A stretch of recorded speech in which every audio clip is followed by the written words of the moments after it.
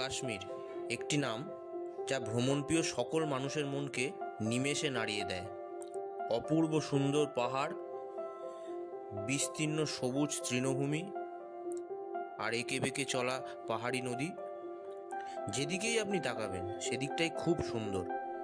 তাই এত কিছু দেখে আমার মন বলতে ইচ্ছে করছে, আজ কা ইয়ে দিন হাম ইহা হ্যায়, কিতনি খুবসুরত ইয়ে কাশ্মীর হ্যায়, ইয়ে কাশ্মীর হ্যায়, ইয়ে কাশ্মীর হ্যায়। যদিও আমি কোনোদিন ইউরোপ দেখিনি, কিন্তু কাশ্মীর দেখার পর আমার আর ইউরোপ দেখার কোনো ইচ্ছেই নেই। এতটাই সুন্দর ভারতের এই ভূস্বর্গ যে আপনাদের এটা বলে আমি বোঝাতে পারবো। তাই চলুন আমার সাথে দেখতে থাকুন কাশ্মীরের এই ব্লগ।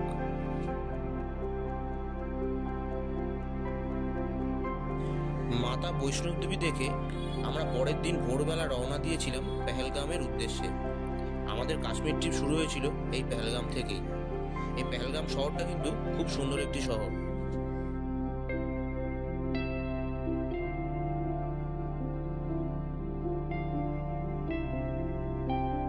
কাটরা থেকে পেহেলগাম যাওয়ার রাস্তাটা কিন্তু খুব সুন্দর ছিল।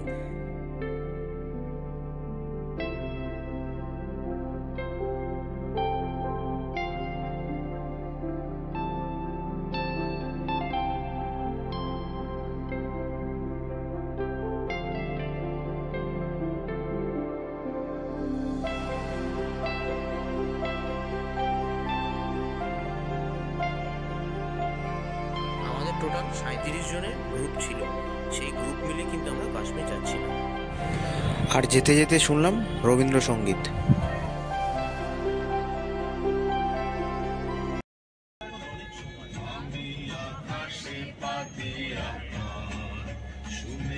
শুনেছি তোমারি গান, আমি তোমারে শুনেছি প্রাণ গো বিদেশিনী, আমি আকাশে পাতিয়া শুনেছি তোমারি গান, আমি তোমারে শুনেছি প্রাণ গো বিদেশিনী।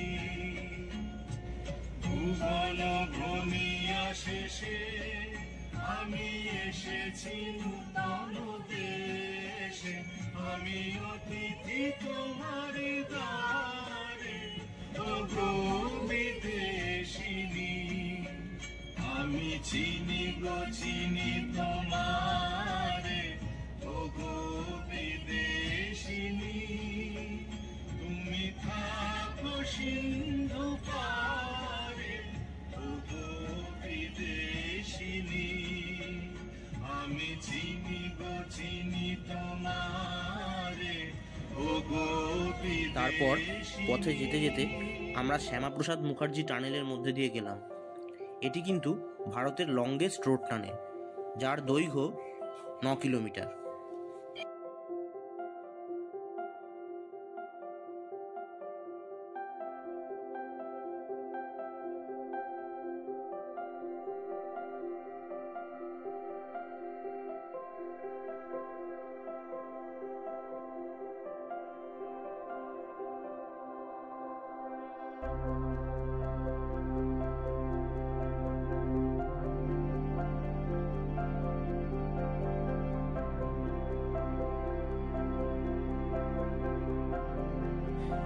পেহেলগাঁও পৌঁছতে পৌঁছতে আমাদের অনেক রাত্রি হয়ে গেছিল।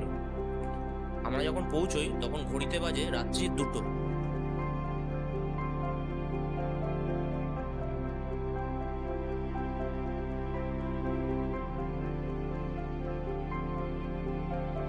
পরের দিন সকালবেলা আমরা একটু হাঁটতে বেরিয়েছিলাম। এই হলো পেহেলগাঁওতে আমাদের হোটেল। পরের দিন সকালবেলা পেহেলগাঁওর ওয়েদার খুব সুন্দর ছিল এবং ঠান্ডাও ছিল সকালে। তোমরা দেখতেই পাচ্ছ আকাশ পুরো ঝকমকে।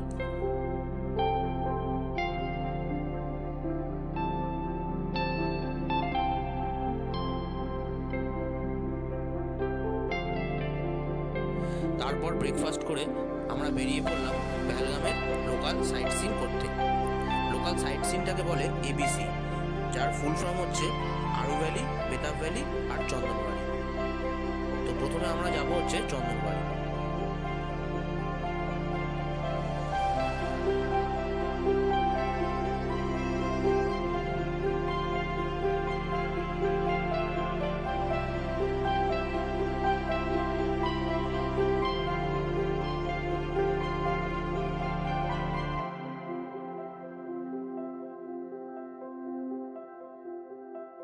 আমি এখন কিন্তু আছি চন্দনবাড়িতে।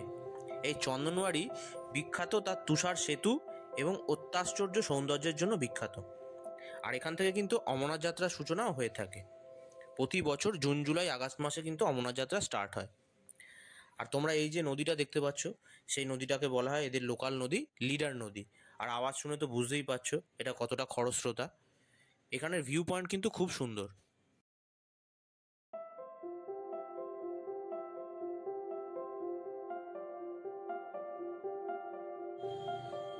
চন্দনবাড়ি দেখার পর আমরা পৌঁছে গেলাম কিন্তু বেতাব ভ্যালি দেখতে। এখানে কিন্তু 20 টাকা করে টিকিট নিয়ে ভিতরে ঢুকতে হয়। এই হচ্ছে বেতাব ভ্যালি। এই ভ্যালিটাও কিন্তু খুব সুন্দর। লিডার নদীর পাশে অবস্থিত একটা ছোট্ট ভ্যালি। নভেম্বর ডিসেম্বর মাসে যদি তোমরা এখানে আসো তখন দেখবে এই ভ্যালিটা পুরো বরফে ঢাকা থাকে। তখন কিন্তু তার সৌন্দর্যটা এক অন্যরকম হয়ে যায়। আর এই যে লিডার নদী,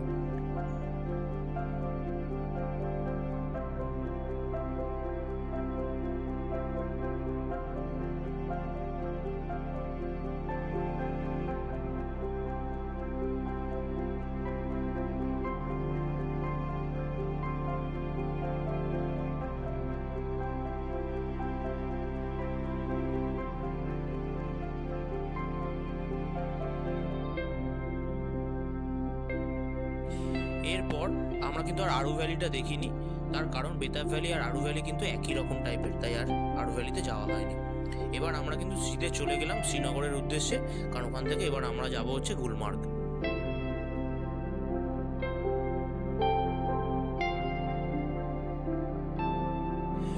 গুলমার্গ কাশ্মীরের কিন্তু একটি ছোট্ট শহর। আর এই গুলমার্গ লক্ষ লক্ষ পর্যটকদের আকৃষ্ট করেছে, তার কারণ হিমালয় পর্বতমালার নৈসর্গিক সৌন্দর্যের জন্য।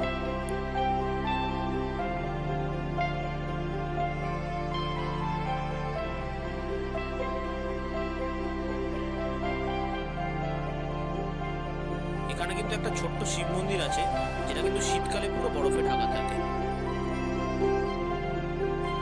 গুলমার্গে 0 পয়েন্ট দেখার জন্য কিন্তু 2টি অপশন আছে, একটা ঘোড়া এবং একটা গন্ডোলা রাইড, যেটাকে রোপওয়ে রাইড বলে আমরা জানি। তো আমরা ঘোড়ার রাইডই করেছিলাম। আমাদের কিন্তু 1100 টাকা করে ঘোড়া নিয়েছিল। এবং এই ঘোড়াতে যাওয়ার একটাই সুবিধা হচ্ছে, তোমরা যদি ঘোড়ায় যাও তাহলে কিন্তু পুরো সাইট সিনটা আস্তে আস্তে এবং ভালোভাবে দেখে দেখে যেতে পারবে। আর যদি তোমরা রোপওয়েতে যাও তাহলে কিন্তু 2 মাস আগে থেকে তোমাদের বুক করে নিতে হবে। রোপওয়ের ভাড়া মনে হয় 500 টাকা করে লাগে।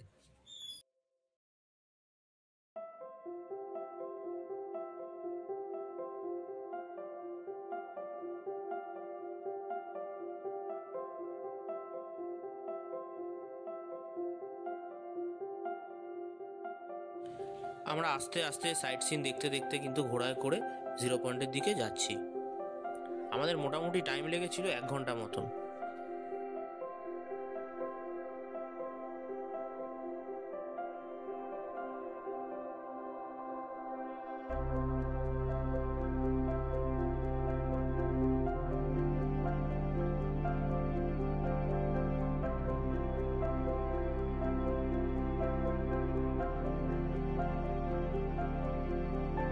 এখানে ঘোড়ায় চড়তে কারোরই কোনো অসুবিধে হবে না, কারণ রাস্তাঘাট খুবই ভালো এবং যারা ঘোড়ায় চালায় বা ঘোড়া নিয়ে যায় তাদের ব্যবহারও খুব ভালো।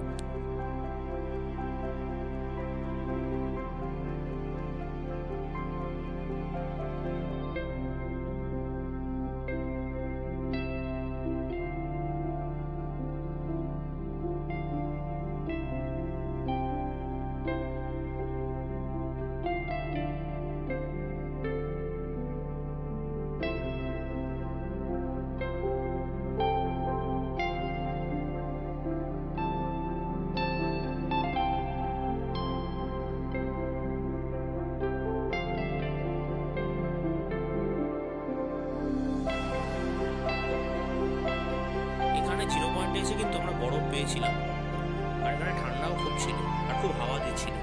আর সবচেয়ে বড় কথা হচ্ছে এখানে সবাই এত মজা করছিল যে মন এখান থেকে যেতে ইচ্ছেই করছিল না।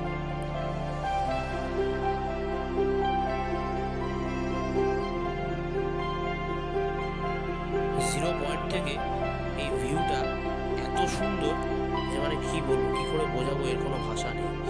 আগে ছোটবেলায় ক্যালেন্ডার আসতো বাড়িতে, টেবিল ক্যালেন্ডার, এই ক্যালেন্ডারে আমি এরকম দৃশ্য আগে দেখতাম, কিন্তু নিজের চোখে দেখে অপূর্ব অপূর্ব। আর কাশ্মীরে এলে কিন্তু যারা চা ভালোবাসেন তারা কিন্তু এই কাশ্মীরি কাওয়াটা একবার হলেও ট্রাই করবেন, দারুণ খেতে, দারুণ।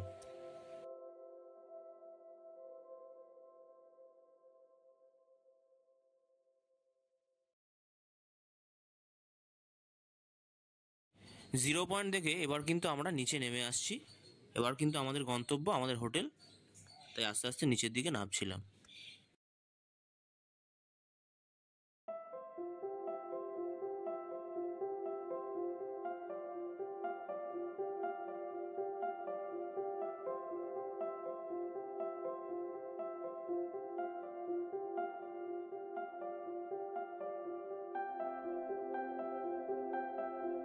এরপর আমরা হোটেলে এসে ফ্রেশ হয়ে শিকারা চড়লাম।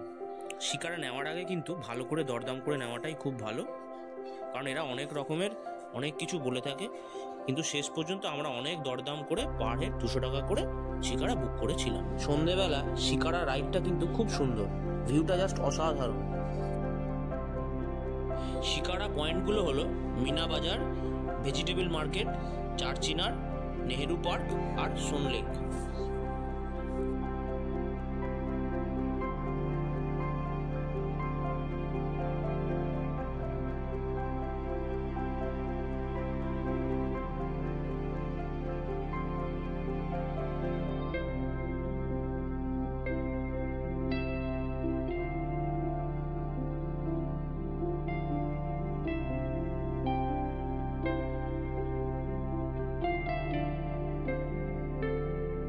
আর শিকারা রাইডটা এত সুন্দর হলো যখন স্নিগ্ধা দিদি এত সুন্দর একটা গান গাইলো।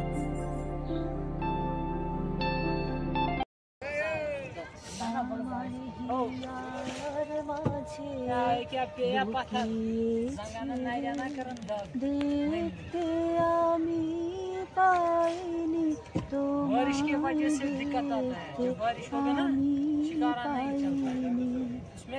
আমার হিয়ার মাঝে লুকিয়েছিলে, বাহির পানে চোখ মেলেছি, বাহির পানে আমার হৃদয় পানে যায়নি, আমার হিয়ার মাঝে লুকিয়েছিলে, দেখতে আমি পাইনি তোমায়, দেখতে আমি পাইনি। আমার সকল ভালোবাসায়, সকল আঘাত, সকল আশায় তুমি ছিলে, আমার কাছে তুমি ছিলে। আমি তোমার কাছে যাইনি, আমার হিয়ার মাঝে লুকিয়েছিলে, দেখতে আমি পাইনি তোমায়, দেখতে আমি পাইনি, আমার হিয়ার মাঝে লুকিয়েছিলে। তুমি মোর আনন্দ হয়েছিলে, আমার খেলায় তুমি মোর আনন্দ হয়েছিলে, আমার খেলায় আনন্দে তাই ভুলেছিলেন, আনন্দে তাই ভুলেছিলেন, কেটে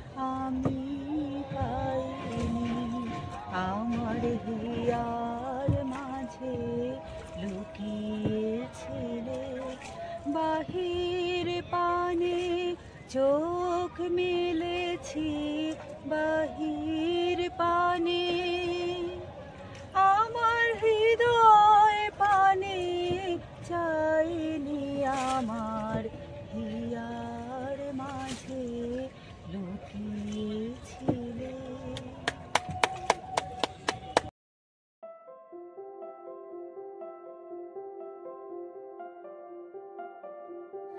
পরের দিন সকালবেলা আমরা দেখতে গেলাম সোনমার্গ।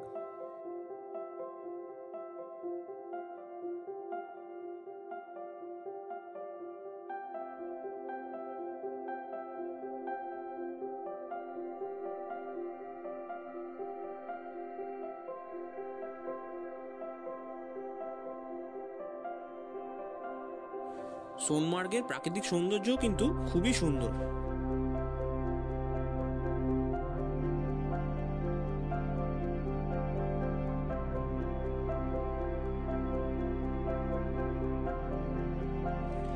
সোনমার্গের 0 পয়েন্ট দেখতে গেলেও কিন্তু তোমাদের ঘোড়া নিতে হবে। এখানেও যদি তোমরা দরদাম ঠিক মতো করো তাহলে কিন্তু 1100 টাকার মধ্যে ঘোড়া বুক করে নিতে পারবে। 0 পয়েন্টে যাওয়ার সময় কিন্তু একটু বৃষ্টি পড়ছিল, তাই এই রেইনকোটটা 20 টাকা দিয়ে কিনলাম।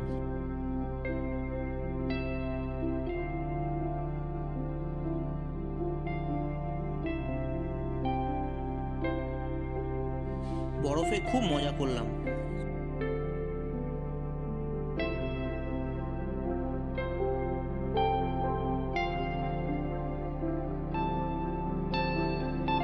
গুলমার্গের থেকেও সোনমার্গ আমার সব থেকে বেশি ভালো লেগেছে। কি সুন্দর, কি সুন্দর।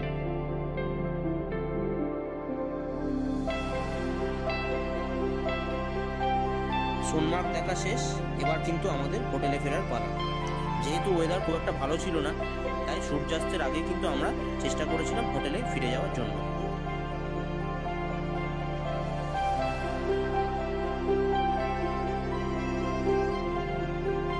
পরের দিন সকালে ঘুম থেকে উঠে অটো বুক করে চলে গেলাম কিন্তু আমরা দেখতে শঙ্করাচার্যের মন্দির। শ্রীনগরের ডাল লেকের একেবারে পাশেই কিন্তু রয়েছে এই শঙ্করাচার্যের মন্দির।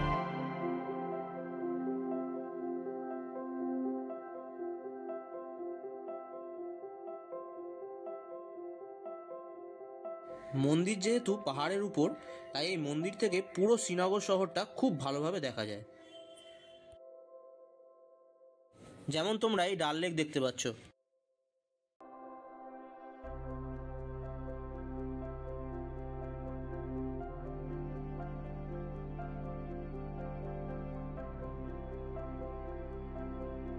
এরপর আমরা টিউলিপ গার্ডেন আর চশমেশাহী গার্ডেন দেখতে গেলাম।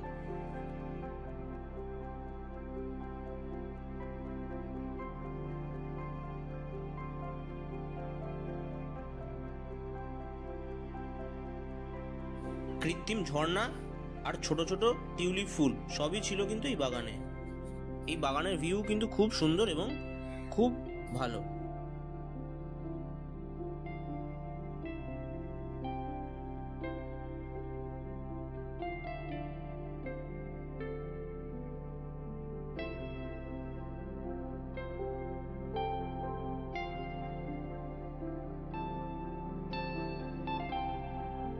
কাশ্মীরের এই এত সৌন্দর্য কখনোই ভোলার নয়, তাই কাশ্মীর দেখে আমার একটা কথাই বলতে ইচ্ছে করছে, ইয়ে হাসিন ওয়াদিয়া আর ইয়ে খোলা আসমান। ভ্রমণপ্রিয় সকল মানুষের লাইফে একবার হলেও কাশ্মীর যাওয়াটা উচিত। আমি হয়তো এই ভিডিওতে যতটা সম্ভব দেখালাম। আশা করি আপনারা যদি কাশ্মীর আসেন তাহলে আরও ভালো লাগবে কাশ্মীর। তাই আমার পাশে থাকবেন। ভিডিওটা ভালো লাগলে অবশ্যই লাইক করবেন, শেয়ার করবেন, আর সবাইকে বলবেন কাশ্মীর একবার হলেও লাইফে ঘুরে আসতে। সবাই ভালো থাকুন। আজকের মতো এটুকুই। আবার নতুন কোনো ভিডিও নিয়ে আমি খুব শিগগিরই আসবো। তাই আজকের দিনের জন্য টাটা, বাই বাই। সবাই ভালো থাকুন।